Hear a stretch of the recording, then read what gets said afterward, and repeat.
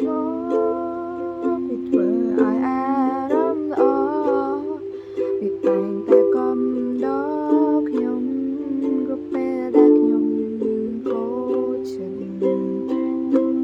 ជីវិតជួនតែរឿងឈឺ